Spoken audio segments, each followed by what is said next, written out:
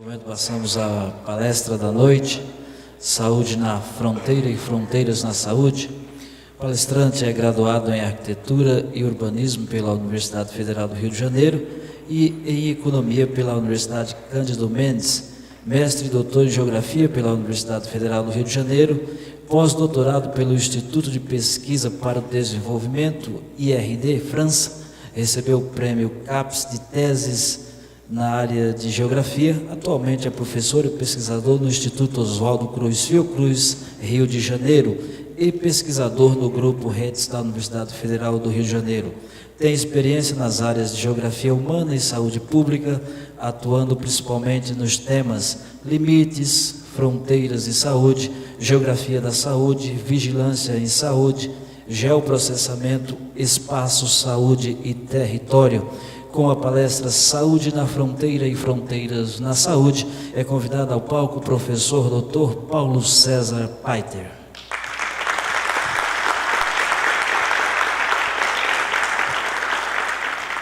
Bom, então, boa noite a todos.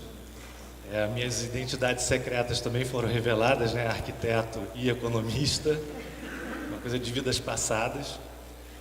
Mas, enfim, vamos aí. Vamos começar essa palestra, esse grande desafio e essa satisfação de poder colocar um pouco de algumas reflexões, né, sobre a questão das fronteiras.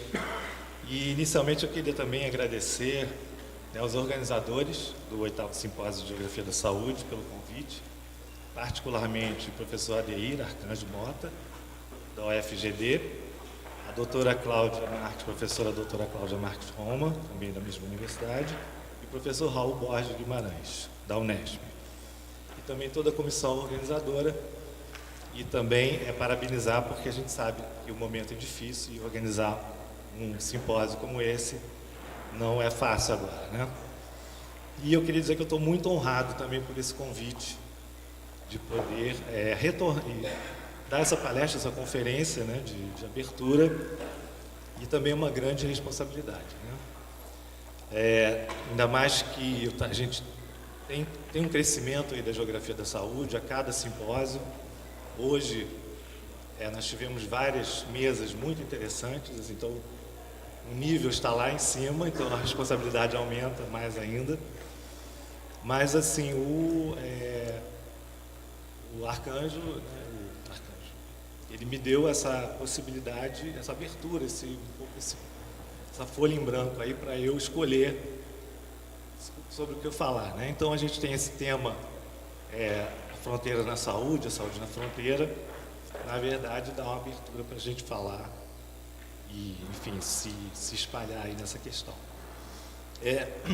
Queria dizer também que foi uma grande satisfação poder aqui voltar a Dourados, na Universidade Federal do Grande Dourados, depois de vários anos. Em 2011, eu estive aqui para ministrar uma disciplina do mestrado profissional em Vigilância e Saúde nas Fronteiras, que a ENSP estava oferecendo aqui para os profissionais de saúde dessa área. Então, foi uma oportunidade também para eu conhecer um pouco, né, a região da fronteira, as particularidades, apesar de que foi uma semana bastante intensa. Nós chegamos também a fazer um pequeno campo lá em Ponta Porã, e, enfim, e também essa oportunidade da gente um pouco criar um espaço na nossa agenda da Fiocruz e ler, tentar se atualizar sobre essa questão da fronteira, porque desde o início eu pensei assim, eu não vou fazer uma palestra, aqui, uma conferência, né? Muito conceitual, ou dar uma aula, né? Seria, sim, a coisa mais fácil, em várias aulas preparadas sobre o tema. Então, eu pensei em fazer uma reflexão, trazer uma reflexão sobre os sentidos da fronteira, né, nessa contemporaneidade. Vou pegar essa matéria.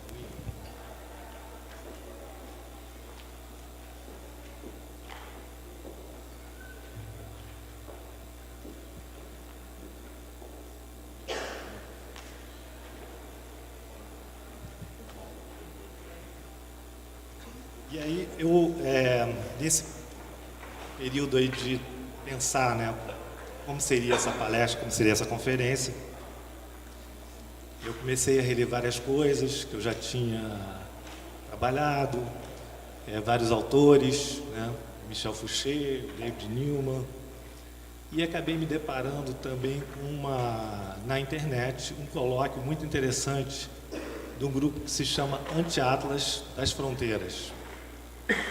É um grupo que reúne pesquisa, arte, né, e foi em 2013 que eles fizeram essa reunião internacional na França e discutindo, né, o que está acontecendo nas fronteiras, como elas estão sendo repensadas, ressignificadas. E qual seria então o papel das fronteiras, né, nesse mundo contemporâneo que a gente está vivendo, né? E eu achei muito interessante também um número que saiu de uma revista também francesa, onde o Michel Fouché escreve um artigo que ele chama de O Despertar das Fronteiras. Então, assim, um pouco em referência, em alusão àquele momento de euforia da década de 80 e 90, né, a queda do Muro de Berlim, em onde se falava que a gente ia viver um mundo sem fronteiras, o fim das fronteiras. Então, isso é uma questão que ele retoma, né, dizendo que era uma grande ilusão, que realmente as fronteiras, os limites, eles organizam, né, o território, eles organizam o sistema mundial, né, e o capitalismo também.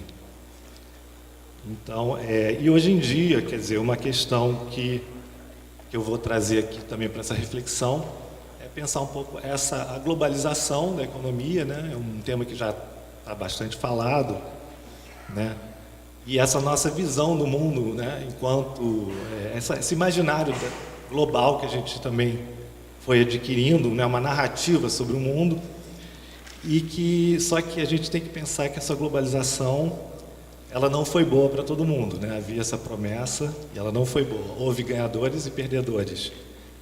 Então, como é que isso também acaba se refletindo nas fronteiras, né? Na atuação do Estado e na relação com o território?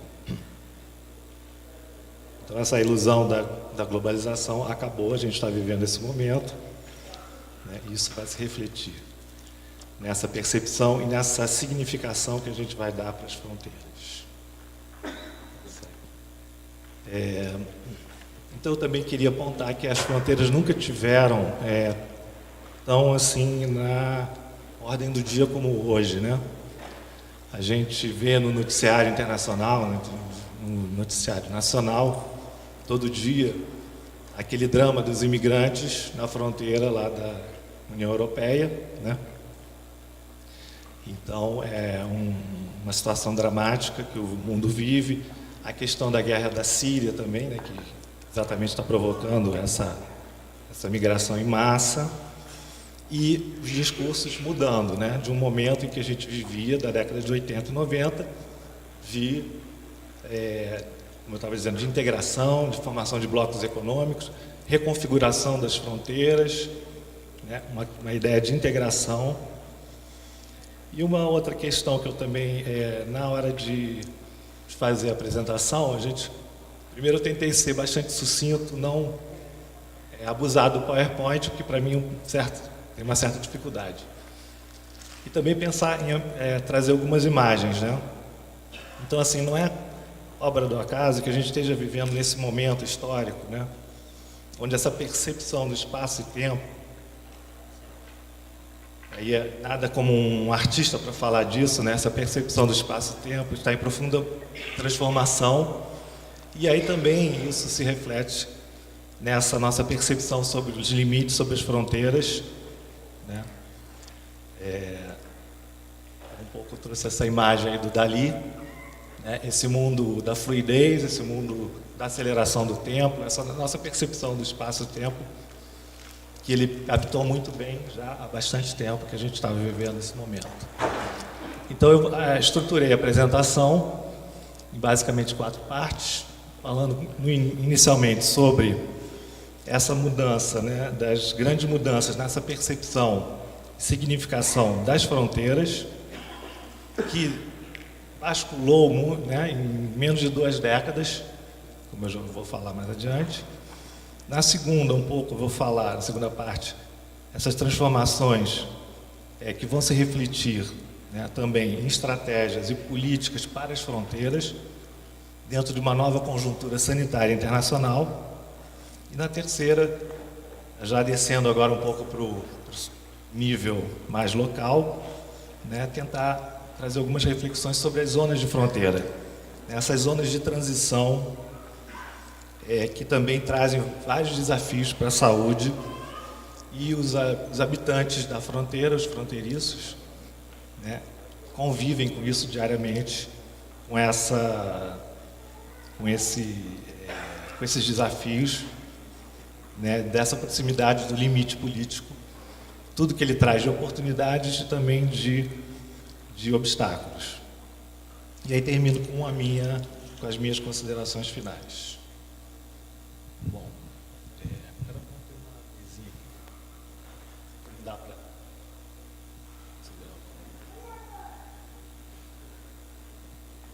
bom, então a gente vive um momento de um primeiro momento que eu trouxe aqui para pontuar a nossa reflexão. Esse primeiro momento que se falava do mundo sem fronteiras, e que também era um momento de aumento de interesse por esse tema, né? Era o fim da Guerra Fria, a queda do Muro de Berlim, desmantelamento da União Soviética, apesar de que o Temer ainda considera que ainda não percebeu que a União Soviética terminou, a formação dos blocos econômicos, né? Esse processo de globalização, então, teve um aprofundamento nessa década de 80, com os avanços tecnológicos na área da comunicação, transportes e da informação. E foi marcado por aceleração do tempo, a diminuição das distâncias e o que vários autores, como até Bauman, fala da fluidez, né, espacial. Um pouco que até como uma necessidade da globalização. E o Milton Santos chamou isso já até antes desse período, de período técnico científico informacional, e que também Rafestan e Castells chamam atenção nesse momento para a crescente importância das redes e dos fluxos no processo de produção do território. E aí a gente vê que nesse momento então vai haver uma redefinição do papel das fronteiras, e elas vão adquirir uma particularidade, quer dizer, uma atenção como uma região estratégica para a integração dos povos, integração econômica também, né?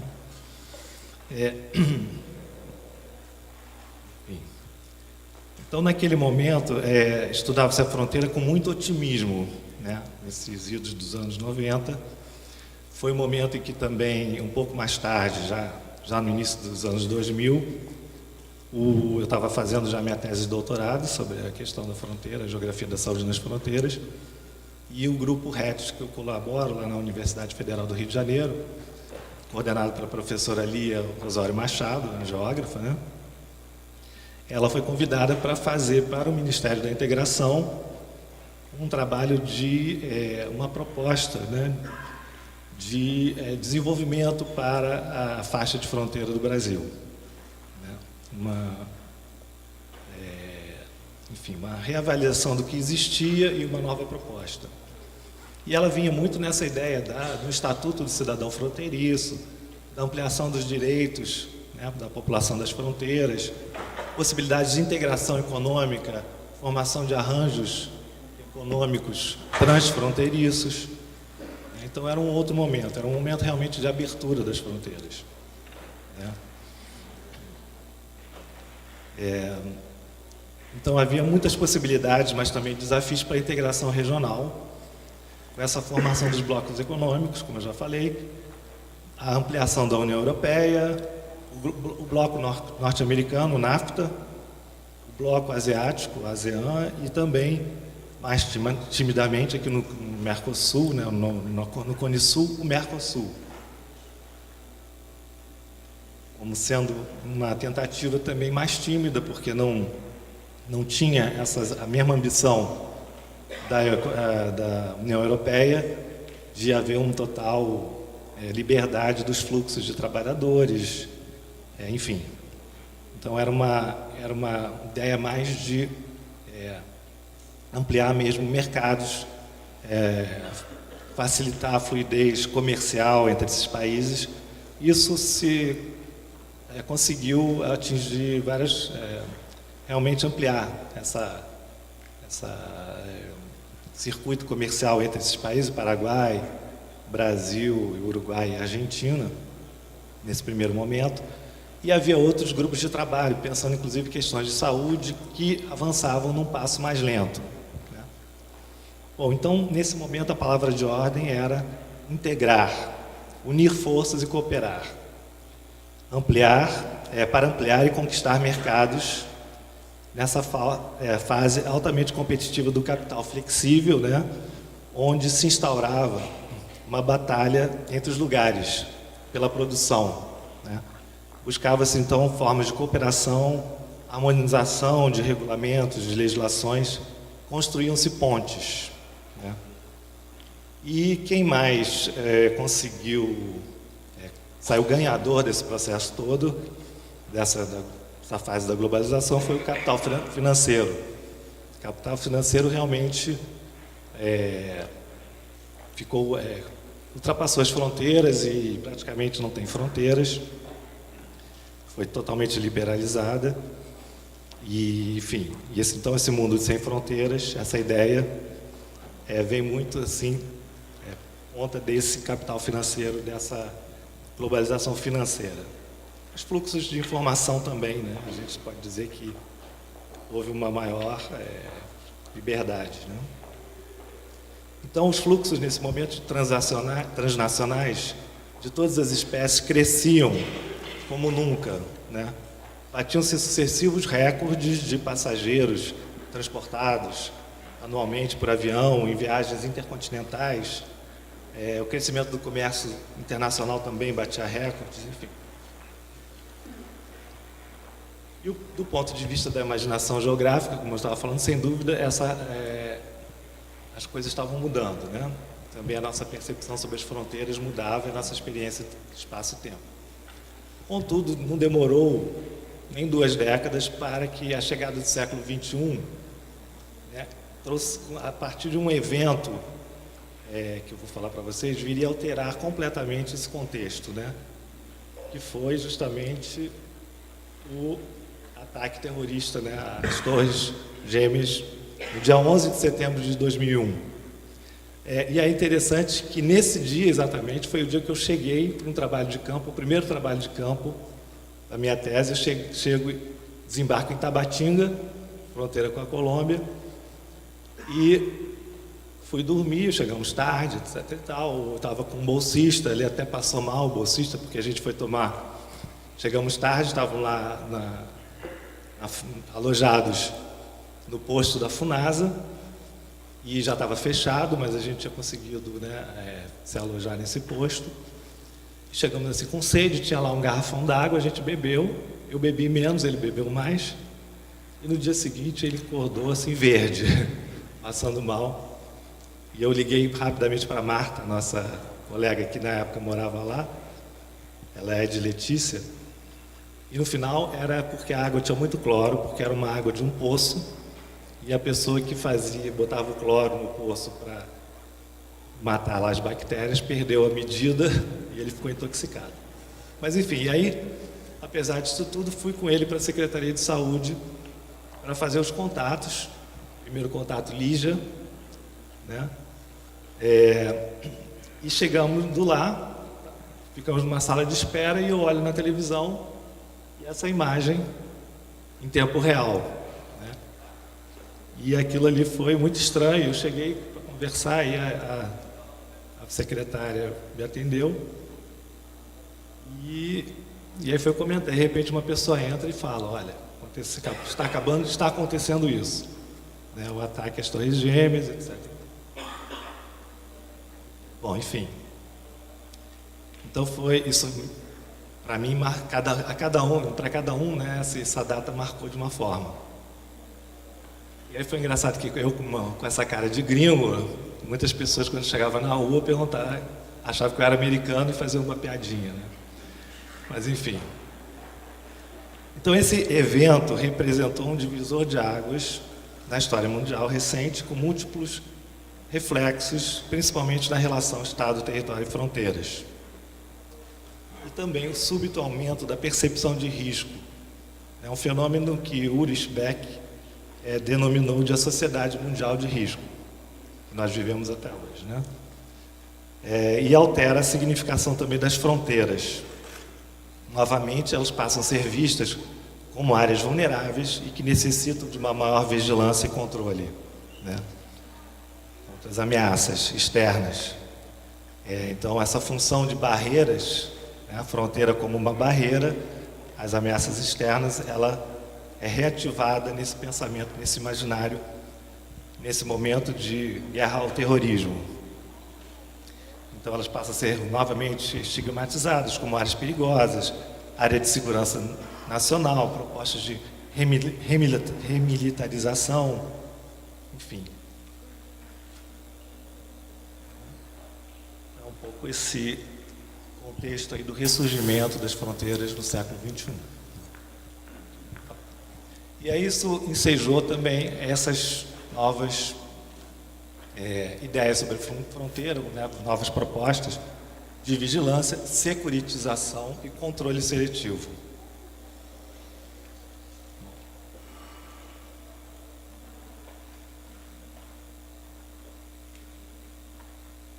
Então, o processo de integração vai sofrer um forte revés.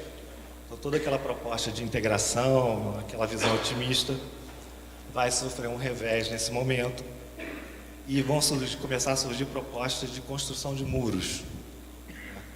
Inclusive, mais recentemente, com os atentados também na Europa, a Europa também entra nessa nova lógica, né? Nessa psicosfera do medo. E também a gente viu em várias campanhas eleitorais recentes, tanto nos Estados Unidos como na Europa, essa questão do controle das fronteiras, o controle dos imigrantes e a construção de muros e barreiras, né? Isso tudo aconteceu, então, em um curto espaço de tempo. Aqui, essa charge que eu encontrei, ela fala muito disso, então, inclusive tem as datas, né? Então, em 87, nos Estados Unidos, era o Ronald Reagan, né, pedindo para o Gorbachev derrubar o muro de Berlim, naquele caso. E um senador americano, em 86, né, ele já 20 anos depois, dizendo para construir, né, levantar o muro da fronteira Estados Unidos com o México. E isso foi também o mote da campanha do Trump, né? Então, sem dúvida nenhuma, essa mudança ela vai afetar a forma como nós vemos a fronteira. Isso tudo vai levar também propostas de reconfiguração também dos marcos jurídicos, né? De forma a aumentar o controle sobre os movimentos das pessoas através das fronteiras, surgindo várias propostas de restrição de fluxos, novos dispositivos são criados para ampliar a capacidade de controle do Estado sobre os indivíduos, né? Esse controle se individualiza, então muito que se está se falando agora é de um controle individualizado, né? Essa guerra ao terrorismo, ela acaba abrindo caminho para essa reconfiguração jurídica, novas regulações internas também, atingindo áreas bastante sensíveis, como o direito à privacidade, o sigilo das informações pessoais, o direito de ir e vir, um pouco que borrando os limites entre o público e o privado. Então a gente acaba tendo que outorgar mais poderes para os estados de controlar, vigiar os movimentos dos cidadãos nos territórios. também lembrei, quando eu estava pensando esses textos que eu estava lendo, da obra do George Orwell, né, do Grande Irmão. Claro que era um outro contexto, ele escreveu isso em 1949, mas a gente está vivendo nessa era da vigilância, né? Então, e também o caso Snowden, né, veio nos revelar a extensão da capacidade desse sistema de rastreamento internacional de informações, ou de espionagem, ou de vigilância que os Estados têm, principalmente os Estados mais poderosos, né? Então, mais uma vez aí o Dalí, para a gente pontuar essa questão da sociedade da vigilância, né? A gente vive isso no cotidiano, né? As câmeras, você não pode mais entrar num elevador e dar um beijinho, né? Ninguém não pode mais agarrar ninguém dentro do elevador, porque geralmente você tem câmeras nos vigiando a todo momento. Então a gente está vivendo nesse mundo aí do olhar, né, do Grande Irmão. Então todo esse processo, David Newman, que é um geógrafo israelense que trabalha, né, sobre essa questão das fronteiras, ele vem falar sobre essa ideia da securitização das fronteiras. Então multiplicam-se nesse momento os postos de vigilância, os checkpoints, o controle dos portos e aeroportos, né? Também como colocou Bigot e Brunet. Esse contexto é agravado com a crise da guerra da Síria, como eu já falei, a onda migratória para a Europa, reforçando também, nesse continente, novas tendências de securitização das fronteiras, ampliando também a fronteira cultural, né? Então agora um outro tipo de fronteira, essa fronteira cultural entre o mundo ocidental e o mundo islâmico, o mundo muçulmano. Está bem viva agora na Europa. Então a gente tem a fronteira norte-sul também, né, que a gente vive aqui, e essa fronteira oriente, ocidente, oriente. Então nesse sentido, o limite internacional ele passa a operar também como um dispositivo de distinção entre nós e os outros, como bem colocou Christoffel. Esses são os novos desafios que a economia globalizada vai ter que enfrentar agora, né? Além da desilusão que a gente teve sobre a globalização, onde a maioria saiu perdendo, né? Essa questão de como é que ele vai manter essa fluidez do espaço econômico, né, mundial. E essa estratégia, aparentemente, está sendo de lidar com essa questão, com esses desafios na economia mundial, são exatamente a seletividade das fronteiras, né, e o aumento da vigilância. Então a fronteira passa também agora a significar e a ativar uma função, né, ter uma função de filtragem dos fluxos, né, viabilizada então pelas novas tecnologias da informação, correspondendo também ao que foi colocado por Newman como tecnificação das fronteiras.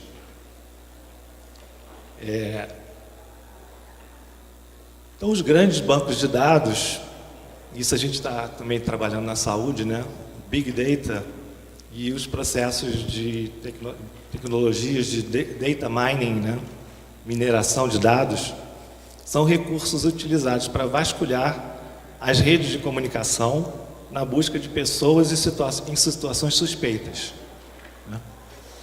Tudo isso vai levar a uma maior hierarquização dos grupos sociais por nacionalidade, por filiação religiosa, por nível educacional, comportamentos identificados nas redes sociais, preferências, etc. e tal, como colocou também Brunet e Jaili. Então, se a instauração da globalização econômica e financeira e o aumento dos fluxos internacionais, os avanços da tecnologia de comunicações na década de 80 e 90 levaram à emergência do que o Castells denominou a sociedade em rede, abalou também a nossa concepção territorializada das fronteiras. Por outro lado, as promessas do mundo sem fronteiras não passaram de peças publicitárias para venda de aparelhos celulares, né? Então, a nova conjuntura mundial ela vai colocar vários desafios da forma como pensamos, como vamos pensar os limites, fronteiras e territórios. E vai nos levar a questionar o que vai acontecer com essa fluidez do território, né, de mercadorias, pessoas, dinheiro, informação, nesse contexto de um aumento da percepção do risco, ameaças e das ameaças, como ameaças de terrorismo, né? Então, como os Estados nacionais poderão enfrentar esses desafios no momento de redução do seu poder, né, o seu poder econômico mesmo, né? Muito mais em comparação com o crescente poder econômico das grandes corporações transnacionais. Adicionamos a esse fato, né, alguns outros ingredientes também igualmente explosivos, como a crise ambiental, o processo de aquecimento global e a acelerada destruição de ecossistemas e da biodiversidade. Então agora cabe-nos pensar como é que se vê transformando, né, no bojo desse processo que eu estou falando, a percepção sobre a saúde nas fronteiras.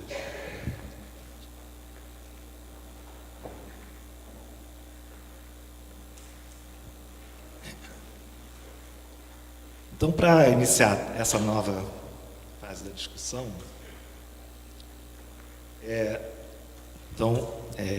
para colocar um pouco mais que essa nova conjuntura sanitária mundial, então todas essas novas grandes mudanças, somadas à crise ambiental, então aquelas mudanças sobre a aceleração da circulação mundial, né, sociedade em rede, as mudanças das tecnologias de produzir, né, da produção, a crescente alteração dos elementos da natureza, o aquecimento global, etc. e tal, ela vai trazer o que a gente chama de essa nova conjuntura sanitária, marcada pela emergência de doenças, a circulação internacional de agentes patogênicos, né, e a própria questão do risco de terrorismo, né, nos países centrais. E com isso vai se aplicar, como resposta, novas tecnologias de vigilância e controle, né, biometria, etc. e tal, base de dados, e organizações supranacionais vão ser criadas para enfrentar esses problemas, né. Então, a década de 80, isso já foi um pouco antes desse momento, surgimento da AIDS, né, ela caracterizou o retorno das doenças infecciosas, né, depois de um período em que se acreditava que elas poderiam ser controladas, diminuídas ou até mesmo extintas, né, e que seriam substituídas gradativamente pelas doenças do desenvolvimento, do aumento da expectativa de vida, né, as doenças crônicas e degenerativas, um processo que foi denominado de transição epidemiológica por Omran. É muito influenciado por uma visão eurocentrista também do norte desenvolvido. Porque aqui na nossa periferia ou semi-periferia a gente acabou tendo que conviver com as duas transições aí, né? A transição epidemiológica, as doenças do desenvolvimento, da industrialização, mas também as doenças ainda, digamos, do subdesenvolvimento, as infecciosas. Então, nessa década de 80, a AIDS vai mostrar que as doenças infecciosas não estavam controladas, representavam um perigo para a humanidade e que o fim dessas doenças não estava nada garantido. Então, essa nova conjuntura chega, então, no seio de uma nova categoria, né, que é essa questão, com o selo de uma nova categoria, doenças emergentes. E essa nova conjuntura é descrita por Barreto em 2006, como doenças emergentes, que significa mudanças, né, no registro e percepção de mudanças importantes no padrão de ocorrência das doenças infecciosas ou na dinâmica da transmissão dos seus agentes, situações diversas também apontadas como aparecimento de novos agentes infecciosos ou de notificação dos agentes existentes, capacidade e dotando-os de maior virulência e capacidade de gerar epidemias, aumentando a capacidade de infectar diferentes espécies animais, o desenvolvimento de resistência antimicrobiana, também o aumento da incidência de doenças infecciosas decorrentes de fatores conhecidos como migração, mudanças climáticas, relaxamento das medidas de saúde pública, ou mesmo de fatores desconhecidos. Introdução de doenças infecciosas em áreas indêneis, por exemplo. Então, isso tudo é que marca essa nova conjuntura e da emergência de doenças. E essa também vem impactar o nosso imaginário, nossa percepção sobre saúde e fronteiras, né? E da população mundial, criando uma psicosfera aí marcada pela angústia e pelo medo. Isso é reforçado pela mídia, né? Que está o tempo inteiro, e o Hollywood também, né? Fazendo filmes sobre as ameaças, os vírus, as bactérias. Então, entretanto, essa circulação mundial de patógenos e doenças, a gente sabe que não é nenhuma novidade na história da humanidade, que em geral ela se segue a grandes transformações que nós vivemos, a forma como vivemos, usamos o território, transformamos, né, o espaço, mas ela vai adquirir características próprias e novos significados, novas formas de enfrentamento a cada vez que elas ressurgem. A gente está vivendo esse momento também.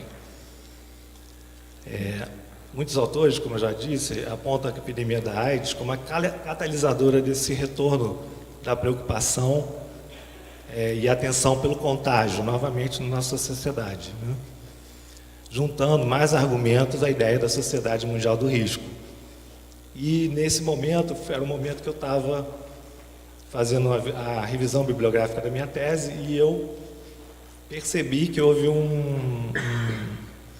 assim, uma explosão de artigos, né, sobre fronteiras, exatamente trabalhando com doenças como a AIDS. A AIDS trouxe um pouco também esse olhar para as fronteiras, né, no momento em que ela se tornou uma pandemia, né? E no nível institucional, isso se concretiza, né, na preocupação, né, essa preocupação mundial toma forma no relatório do Instituto de Medicina dos Estados Unidos em 92. E nesse relatório se afirmava taxativamente que as novas doenças desconhecem fronteiras nacionais. Cria-se o PROMED, que é um programa de monitoramento de doenças emergentes de alcance global, que servirá de base para a proposta da saúde global. Isso eu fiquei sabendo agora também no artigo que eu li do João Nunes, que é um pesquisador português que trabalha em Oxford, e a Denise Pimenta, da Fiocruz, do Instituto René Rachou. Ela traz essa discussão também, problematizando esse conceito de saúde global. Anos mais tarde, né, a gente vai começa a viver várias crises, né? A crise da SARS, a síndrome aguda respiratória na China, no ano 2002, 2003. Enfim, e a Assembleia Mundial de Saúde, então, resolve, no ano de 2005, modificar o Regulamento Sanitário Internacional com a redefinição da emergência, com a definição da emergência de saúde pública internacional. Então, aí, um pouco as manchetes ameaçadoras aí, a SARS, né? E situações que a gente viveu agora na epidemia de ebola na África. Então, definia-se como emergência de saúde pública de importância internacional todo o evento extraordinário por constituir um risco de saúde pública para um outro Estado, por meio da propagação internacional de doenças, e por potencialmente requerer uma resposta internacional coordenada. Então, essa decisão de considerar uma determinada doença como uma emergência é tomada após a utilização de um algoritmo de decisão. E, obviamente, que também envolve considerações aí políticas, né, geopolíticas também. E segundo Nunes, então, trabalhando com a ideia da saúde global, como ela vem se apresentando pela Organização Mundial de Saúde, ele nos suscita a ter uma visão mais crítica dessa ideia. Pois, segundo ele, subjace essa ideia, né, que a globalização aproxima os povos e regiões do mundo, que não é muito verdade, criando uma situação em que todos estão unidos pelo contágio, um mundo que supostamente as doenças não conhecem fronteiras. Ele nos chama um pouco a problematizar essa afirmação. Segundo ele, trata-se de uma concepção eminentemente biomédica e tecnológica da saúde, portadora de uma visão apolítica da governança à escala mundial, fundada na crença da capacidade humana de desenvolver sempre soluções técnicas para cada crise. E então, acho que a gente pode agora também começar a discutir, né, como é que essa afirmação vai se refletir na questão do nosso significado que a gente dá à fronteira e às funções.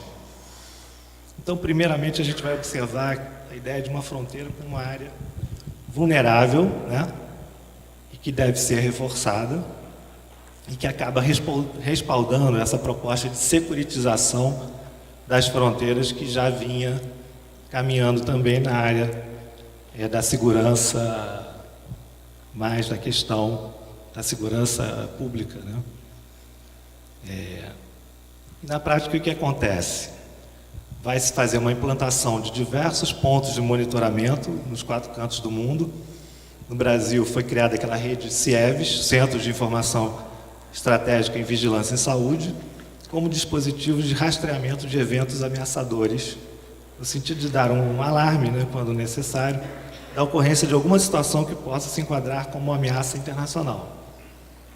E aí a gente vê algumas doenças assim negligenciadas que elas não vão entrar nesse rastreamento. E aí haja visto a questão da febre amarela, que chegou e não teve nenhum alarme, né, não teve nenhum sistema, dispositivo capaz de apontar que esse perigo aí era iminente. E com a Zika já foi outra história. Então, uma vez detectado um surto, uma epidemia com essas características, qual é a proposta? Aciona-se o aparato médico-militar, que terá como objetivo conter o problema nos seus países de origem, que foi muito o que aconteceu com o Ebola e agora com a Zika, né? E sempre que possível impedir que eles extrapolem as fronteiras nacionais, né? E possa vir a atingir principalmente os países do norte, os países do mundo desenvolvido e próspero, né? Então aqui é uma imagem aqui dos acampamentos, que é o que foi montado lá na África, né, na crise do Ebola. Então é um dispositivo que ele é montado e desmontado, né, como foi aqui a Rio 92 lá no Rio de Janeiro. Montou-se uma estrutura e se desmontou quando acabou a crise, né? Aqui. Todo esse aparato, então, é deslocado para um fronte. A gente pode usar essa ideia, essa imagem do fronte. A cena de batalha. Não é à toa que tudo isso tem todo um jargão militar para trabalhar com isso. E até a gente agora está trabalhando com a ideia de sítio sentinela, que a gente também tem que tomar cuidado, porque também está chamando essa ideia, esse jargão militar aí para essa ideia de observação de fronteiras, né, de vigilância. Mas, enfim, é uma cena de batalha contra os vírus e as bactérias. E dessa forma, então, o objetivo, isso eu vi também numa apresentação que foi feita na Universidade de Fraser, no Canadá, por uma pesquisadora, estava disponível na internet, e ela fala claramente que o objetivo é minimizar os custos da intervenção e os dispêndios.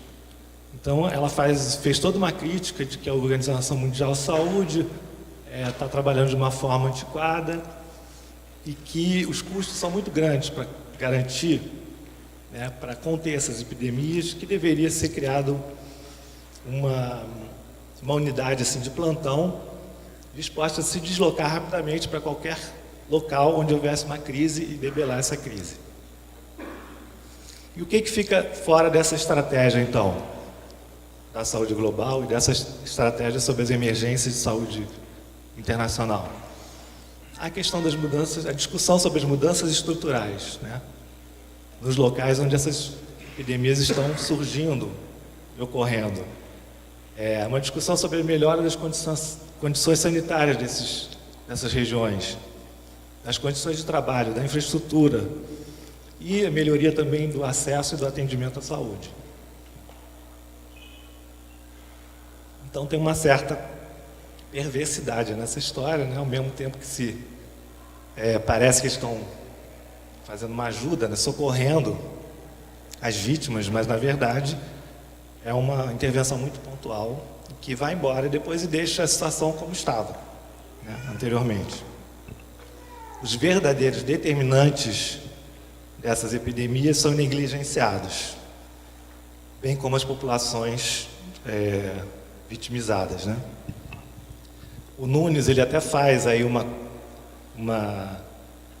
reflexão sobre esse conceito de doenças negligenciadas, né? E o que faz uma doença negligenciada virar uma emergência de saúde pública, enfim. E aí, nesse processo, a gente também corre o risco de criar uma estigmatização dos países propagadores de doenças, né? Pelo mundo. Então, a gente viu agora os países africanos, onde ocorreu a crise do ebola, né? E agora o Brasil também, a América Latina, a América do Sul, como um país também estigmatizado pela Zika, né?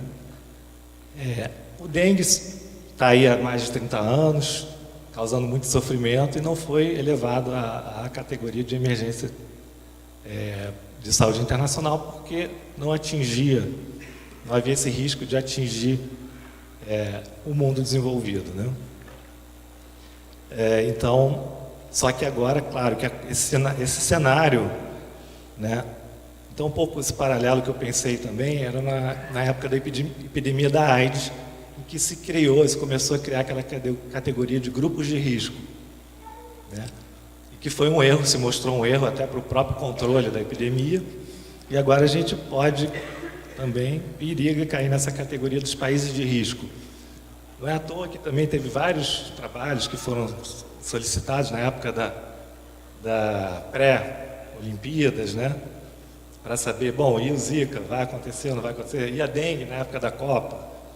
Essas pessoas todas que estão vindo, qual é o risco delas adquirirem dengue ou Zika? Enfim.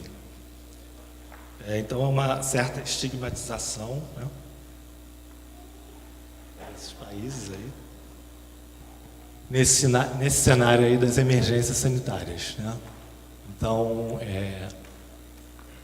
contudo, e a gente tem que tomar cuidado porque os mapas, eles servem para informar, mas eles também podem ajudar a fixar essa ideia, né, de países de risco, né? Bom, hoje em dia a gente tem várias ferramentas, como aquele Health Map, que você vê quase que em tempo real as epidemias, né, os rumores, enfim, as epidemias, os surtos acontecendo no mundo inteiro. E se a gente abre a página agora, leva um susto que o Brasil está assim é um dos países que tem mais epidemias, mais doenças ameaçadoras no mundo atualmente, né? Enfim. Contudo, esse cenário é mais complexo do que ele aparenta, né? As mudanças climáticas, que é o tema que o Cristóvão está abraçando agora, né? A questão do aquecimento global está ampliando a área geográfica de inúmeras doenças, de inúmeros dos vetores dessas doenças. Os vetores da dengue, da chikungunya, o Aedes aegypti, né? E os Aedes, né? E da Zika, atingindo também partes centrais dos países centrais, né? O sul dos Estados Unidos, o sul da Europa, a Europa mediterrânea, a Austrália, ou seja, atingindo a fronteira norte, daquela nossa fronteira norte-sul. Nesse sentido também está aumentando, por outro lado, o interesse, né, por essas doenças, já não estão mais tão negligenciadas assim, e já começa a aumentar os recursos para pesquisas e colaborações também com as equipes aqui do Brasil e de outros países que já têm uma experiência acumulada, né? Então, dito esse cenário aí que a gente está vendo aí das fronteiras, agora vamos mudar um pouco de escala, sair dessa escala global e pensar a zona de fronteira, né? Essa zona de transição e suas questões de saúde, né? como sendo também uma outra vertente importante sobre estudos de fronteira e saúde. Então, essa nova conjuntura sanitária mundial também vai alterar a percepção sobre essas zonas de fronteira, né, com o aumento da circulação transfronteiriça de pacientes, movimentos internacionais também, que a gente está vendo sendo tratado cada vez mais, de pessoas que buscam tratamentos de saúde em outros países, em terceiros países, né, um fenômeno chamado o turismo de saúde, a preocupação com o turismo, que ele é uma fonte importante da economia, né, de vários países, principalmente nos países centrais, né, a França, Espanha. Outro dia eu estava lendo, 8% do PIB da França é de turismo, né? Então, eles também se preocupam com essa questão da circulação internacional dos turistas, dos viajantes, e o que eles podem trazer, né, para os territórios das metrópoles lá, né? Bom, então tem toda aí uma área de estudo também para a geografia. Então, o que há nessa zona de fronteira, né? Então, como o Milton Santos coloca, e assim, a gente sendo dessa escola, tem as pessoas, a vida das pessoas, que ela se dá também aí nessas áreas. Então, um pouco isso são algumas imagens que eu fui coletando, né, de fotos que eu tirei nos meus trabalhos de campo, a fronteira lá, Brasil, Colômbia, Peru, construção da ponte entre o Brasil e a Guiana, ali no centro, um garimpeiro cruzando a fronteira entre o Brasil e a Guiana, enfim, famílias ali na Bolívia, que também tinham parentes no Brasil, os equipamentos de saúde, enfim, vários fluxos e fixos que existem na fronteira, na zona de fronteira. Então, ele é um dos temas mais estudados na saúde da fronteira, é a relação, então, entre a saúde e a mobilidade transfronteiriça, incluindo a saúde dos imigrantes, refugiados, né, e vai ter um foco muito grande na zona de fronteira. Essa questão da mobilidade, ali uma imagem da ponte ligando, né, o Brasil e o Paraguai, ali em Foz do Iguaçu. Mais uma vez aquela imagem lá do solitário garimpeiro, né, indo para a Guiana, para a Guiana, não, a República Cooperativista da Guiana. E a questão do acesso à saúde, então, é um tema bem importante, bem explorado nessas zonas, procurando se caracterizar, né, os obstáculos e as oportunidades a esse acesso ao serviço dos cidadãos fronteiriços, nessas relações, possíveis relações de cooperação, complementariedade e, eventualmente, também que possa existir nessas regiões, né? No limite internacional, emergem essas zonas de transição, onde ocorrem fenômenos de difusão, intercâmbio, hibridização, como colocam vários atores, Brunet, Ferrat, Thierry. E nessas zonas vivem comunidades geralmente integradas por diversas formas, casamento, trabalho, estudo, lazer. A zona de fronteira ela pode ser um lugar de encontro, né, por ser esse lugar de encontro entre dois países, né, onde você pode ter situações de grande assimetria, de grandes diferenças, que são muito sentidas nessas áreas, né, elas também se tornam, então, zonas de atração de fluxos das mais diversas ordens, estimulados por essas oportunidades que esse diferencial oferece, né, diferencial de câmbio, de salários, de legislação, oferta de trabalho, cobertura de saúde, como colocado por House, Machado, por mim mesmo. E então esse fluxo ele vai ser uma zona de grande estabilidade e esses fluxos vão variar conforme essas mudanças econômicas, sociais e políticas. Agora mesmo a gente está vendo esse afluxo de venezuelanos para Roraima, né, e para Manaus, de pessoas saindo da crise, né, da Venezuela, saindo de uma crise para ir para outra, né? E a gente também tem que pensar a capacidade do país de receber dignamente essas pessoas. Então, sendo assim, essa zona de fronteira, é um dos territórios mais sensíveis às mudanças políticas, jurídicas, econômicas e sociais da globalização também. Essas mudanças vão se expressar inexoravelmente em alterações desses fluxos, e por isso é um observatório, um laboratório territorial privilegiado para os geógrafos.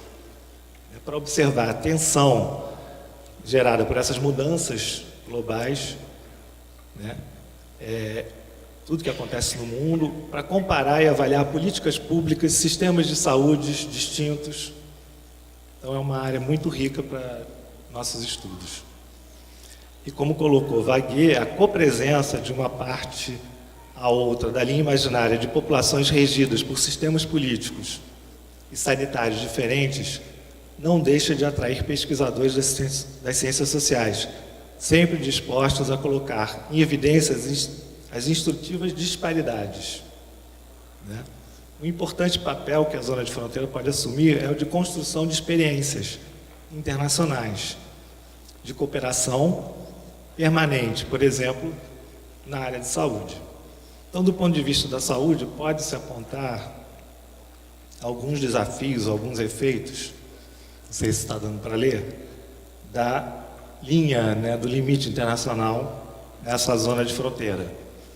Então, essa questão dos fluxos, da alta mobilidade da população, a presença de populações flutuantes, principalmente em cidades gêmeas, né? E que isso vai também gerar algumas dificuldades para o sistema de vigilância, a informação sobre essas pessoas, principalmente quando elas estão indocumentadas ou de alguma forma se entraram não legalizadas ou se exercem alguma atividade não legalizada, né, elas se tornam invisíveis para o sistema de saúde e para o sistema de vigilância. Obviamente, elas não vão querer se revelar, muitas vezes até como estratégia, elas vão se consultar no país vizinho para não poder ser registrado, né, no país de origem.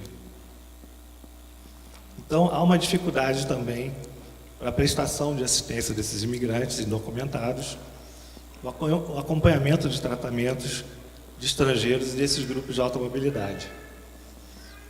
O dimensionamento de serviços, o planejamento, né, do setor, e dos insumos também necessários para o atendimento na saúde, o planejamento das ações, principalmente aqueles que vão requerer uma coordenação entre os países, como, por exemplo, uma campanha de vacinação, eles são prejudicados por esse limite internacional.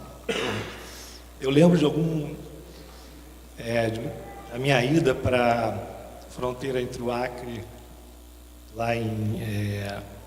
entre o Acre e em Plácido de Castro, no Acre, e a Bolívia, em que você tinha lá uma vila que se chamava, agora se chama Vila Evo Morales, e parece que agora acabou, que eram umas palafitas bolivianas e que antes do governo Evo Morales havia permissão, um acordo com a FUNASA do lado brasileiro de fazer o controle da malária naquele vilarejo. Então a equipe brasileira entrava no território boliviano, fazia busca ativa de casos, fazia exame de gota espessa, exame laboratorial, fazia o controle ambiental também, né, o controle dos anofelinos. Só que, com a mudança de governo, isso foi proibido, né? E aí a gente, imediatamente depois, tem um surto de malária naquela região. Porque aquela vila, ela funcionava como uma área de venda de bugigangas chinesas, né? Então, era assim, meio que uma área de livre comércio ali, informal, e os brasileiros frequentavam muito até para fazer essas compras cotidianamente, isso. Sem ter o controle dos dois lados da fronteira, o controle da malária ficou prejudicado. Bom, e outros casos também, a zona de fronteira, a gente observa a duplicação da oferta de serviços de infraestrutura, que poderiam ser compartilhados, gerando economia para os dois países, né?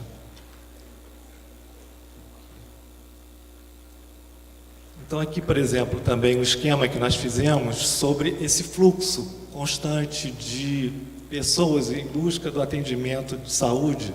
Então ali é um esquema da tríplice fronteira, Brasil, Colômbia e Peru, né, representadas nas cidades de Tabatinga, Benjamin Constant, do lado brasileiro, Letícia e Islândia, no lado peruano. E nesse momento aí que eu fui trabalhar na minha tese, a gente via vários tipos de fluxos. E essa população, digamos, se beneficiando dessa oportunidade, dessa proximidade com os outros países, né?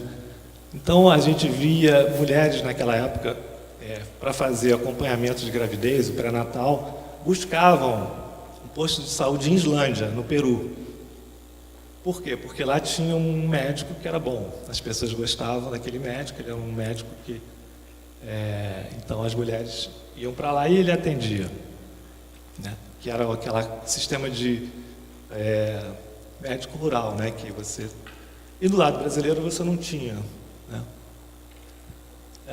Por outro lado, o sistema de imunização no Brasil sempre foi bom, sempre foi forte. Então as pessoas buscavam o lado brasileiro para vacinação de febre amarela, etc. e tal. Outros fluxos também. Letícia, por ser uma cidade, uma capital, né, do departamento do Amazonas, ela tinha um nível hierárquico maior do que Tabatinga e Islândia, então ela tinha equipamentos também e equipes e um hospital de segundo nível de complexidade, então com especialidades. Então os brasileiros iam lá ser atendidos lá para várias especialidades, né? Enfim, então tem essa complexidade aí da zona de fronteira e que a gente, se construir um muro, um pouco vai, né, prejudicar essa população. Então aqui uma imagem que o José Joaquim montou assim, para mostrar o que acontece na fronteira, zona de fronteira, Brasil, Colômbia e Peru. Então esse fluxo de turismo, os vetores passando de um lado ao outro, enfim. Então, nesse sentido, a artificialidade da divisão político-administrativa, criada por esses limites, né, separa processos e fenômenos que muitas vezes estão integrados, são transfronteiriços por natureza. Por exemplo, a circulação indígena nas suas terras ancestrais, né? Então, essa fronteira política e administrativa foram criados depois, não tem como eles reconhecerem isso. Eles vão visitar os parentes, a terra deles é outra. A territorialidade deles ultrapassa em muitos limites nacionais. Os processos naturais também, os processos da natureza, circulação de animais e vetores, né, em seus habitats. E, então, muitos desses processos naturais não conhecem fronteiras, funcionamento de uma bacia hidrográfica, regimes hidrológicos, etc. e tal. Então, o manejo e controle ambiental, ele precisa dessa cooperação, dessa coordenação transfronteiriça.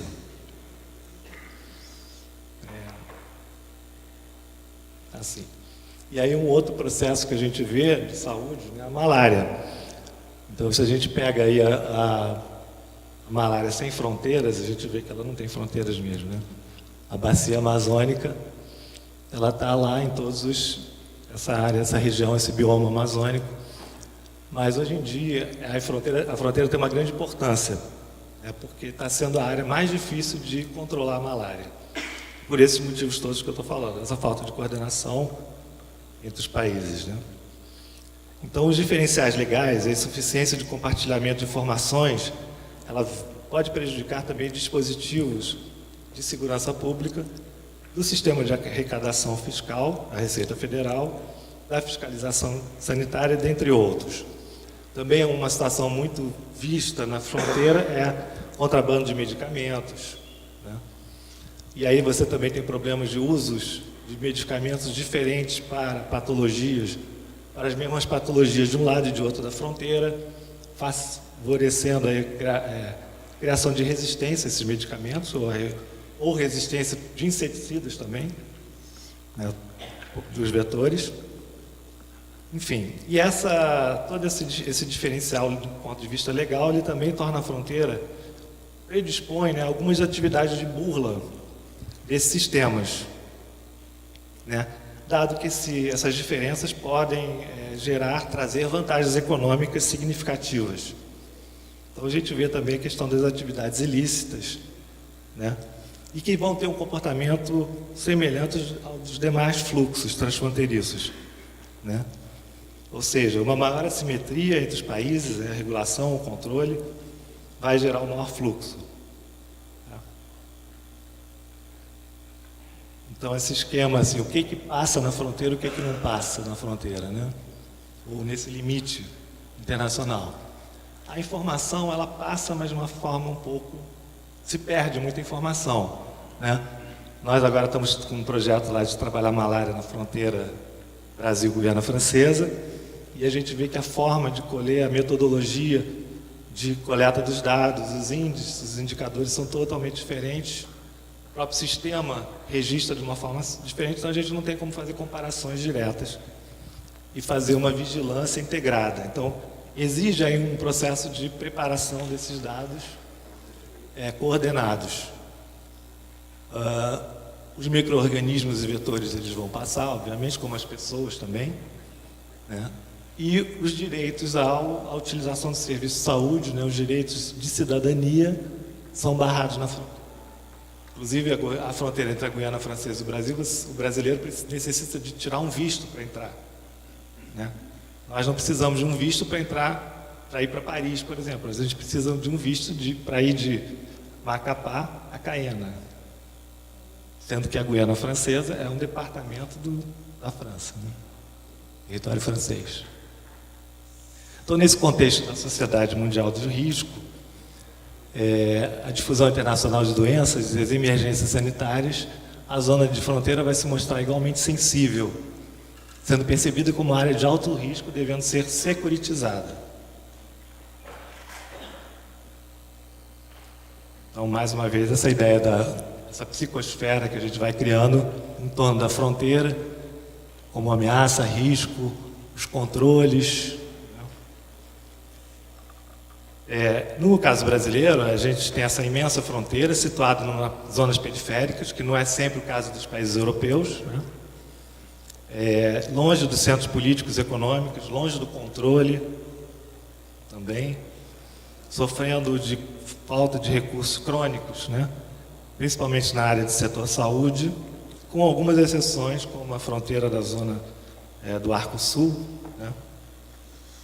Então, nós temos situações bastante distintas. Essa grande fronteira com quase 16 mil quilômetros, 588 municípios, 2 milhões de quilômetros quadrados, 29 cidades gêmeas, algumas capitais estaduais, uma população de 10 milhões de habitantes, mais 60% concentrada ali no sul, no centro-sul. E a gente pode observar, então, que essa fronteira, essa faixa de fronteira que eu estudei na minha tese, ela reflete também os muitos Brasis, né, que existem. Então, a gente chega da fronteira norte ao sul, a um contraste imenso, né? E cada país vizinho também, cada fronteira vai ter uma situação diferente com relação ao seu vizinho. Então, a gente pode observar também que a disponibilidade de recursos de saúde, ela também está totalmente concentrada no sul, na fronteira sul. E aí, mesmo considerando que a maior concentração da população está no sul, ali no primeiro mapa do lado esquerdo, né, são a distribuição de médicos no ano de 2015, na verdade, e a gente vê uma grande carência de médicos na fronteira norte. A cobertura do Programa de Saúde da Família é um pouco melhor, mas também a gente vê que na fronteira norte ela ainda é bem menor. Questão de equipamentos, por exemplo, de diagnóstico de imagem, também a gente vê, por exemplo, onde estão localizados os tomógrafos, a ressonância magnética, também muito concentrado no sul da fronteira, e quem mora naqueles municípios lá do norte, da fronteira norte, tem que se deslocar por centenas ou milhares mais de 1000 quilômetros para ir para a capital, Manaus, com um custo altíssimo e um tempo muito grande também de viagem, né? Então, e exemplo dessa carência, né, essa história carência de médicos, ausência de médicos profissionais de saúde de nível superior no município de fronteira do Brasil, uma coisa que eu fui tomando conhecimento desde o início do meu trabalho lá em idos de 98, né? E recentemente esse problema ele tinha sido temporariamente atenuado com o programa Mais Médicos do governo federal. E contudo essa continuidade está ameaçada, né? Eu tive agora recentemente, nesse ano ainda, né? Não, no ano passado, final do ano passado, em Oiapoque, e tive a grata surpresa que tinham contratado 15 médicos cubanos, um município que só tinha um médico, né? Eu já contei essa história para algumas pessoas. Esse um médico ele tinha 4 matrículas, ele era o dono da clínica privada e ele alugava a clínica dele para o SUS por R$90 mil por mês, e ele atendia a clínica privada também cobrando uma consulta de R$200. Então isso assim, o trabalho de campo ajudou a ver isso, mas até no próprio banco de dados do CNES você tem ali colocado todas as informações. Então eu vi que tinha 4 médicos, quando você abre lá a ficha do CNES, né, do DataSUS, você vê que é a mesma pessoa. Ele era obstetra, ele era clínico geral, ele era, enfim, ele tinha 4 matrículas. E aí teve a chegada dos médicos cubanos, que, pelo regulamento, né, eles não podem atender nos hospitais, então eles vinham para a estratégia de saúde da família. E realmente houve uma transformação. Eu fui testemunha disso, como se estruturou as equipes de saúde da família, as pessoas, a população estava realmente encantada com esse atendimento dos médicos cubanos, e o relato que eles nos fizeram é que o médico brasileiro não vai para o interior, né? E esses médicos cubanos iam para os pequenos vilarejos do interior lá de Oiapoque, tinham que ir viajando a pé, andando a pé por horas e dias para fazer o atendimento lá no território. E com carência de equipamentos, enfim, porque eles estão acostumados a essas situações, né? E agora o que está acontecendo é que, quando nós estivemos lá, o contrato estava tinha acabado, não ia ser renovado, né? E, enfim, e a justificativa é de que a Universidade Federal do Amapá tinha acabado de formar a primeira turma de médicos, né, do Amapá, lá em Macapá, e eles achavam que esses 15 postos que vagaram seriam ocupados por esses médicos brasileiros. Vamos ver se isso vai ser realidade, e vamos ver quanto tempo esses médicos vão ficar lá, né? Bom, então, assim, para encerrando, fazer algumas considerações finais. Então, as fronteiras, elas são construtos sociais, políticos e discursivos, né? Ela é uma produção social, né? Enquanto construção social, a fronteira é moldada por discursos e práticas de uma pluralidade de atores, do Estado aos seus habitantes. Então, a fronteira ela vai ocupar um lugar geográfico, um lugar relacional e um lugar simbólico também. Tá? Os sentidos que damos às fronteiras mudam historicamente, refletindo o conjunto de forças políticas, econômicas e sociais do sistema mundo. A globalização da economia vai se beneficiar do aumento e aceleração da circulação de bens, pessoas e informações, alterando o funcionamento da percepção dos limites e fronteiras, e também do seu funcionamento mesmo, né, na ação, na prática. E, por sua vez, os avanços tecnológicos eles convergem para a maximização da fluidez do território, alterando a nossa percepção sobre espaço e tempo, bem como o modo de vida, nosso modo de vida é forma de reprodução social. É unânime a importância adquirida pelas redes no mundo contemporâneo, com elementos de produção e organização do território, como colocou Castells, Rafestan e outros.